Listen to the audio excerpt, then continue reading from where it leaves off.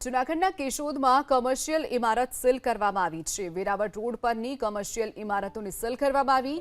Dwarkadhish market નામની ઇમારત seal કરી દેવાઈ છે। દ્વારકાધીશ માર્કેટમાં આવેલી 419 દુકાનોને સીલ કરવામાં આવી છે। દુકાનો પહેલા તો ખાલી કરાવાઈ।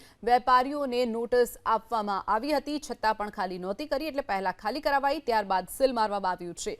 1997માં બનેલી ઇમારત લાંબા સમયથી જર્જરિત હોવાથી ત્યાં મનપાની ટીમ પહોંચી અને પહેલા તો દુકાનો ખાલી કરાવાઈ, ત્યારબાદ 419 દુકાનો જે દ્વારકાધીશ માર્કેટ નામની ઇમારતમાં આવી હતી તે તમામને ખાલી કરી અને સીલ મારી દેવાઈ છે।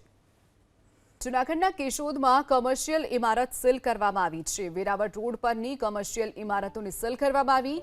દ્વારકાધીશ માર્કેટ નામની ઇમારત સીલ કરી દેવાઈ છે। દ્વારકાધીશ માર્કેટમાં આવેલી 419 દુકાનોને સીલ કરવામાં આવી છે। દુકાનો પહેલા તો ખાલી કરાવાઈ। વેપારીઓને નોટિસ આપવામાં આવી હતી, છતાં પણ ખાલી નહોતી કરી, એટલે પહેલા ખાલી કરાવાઈ, ત્યારબાદ સીલ મારવામાં આવ્યું છે।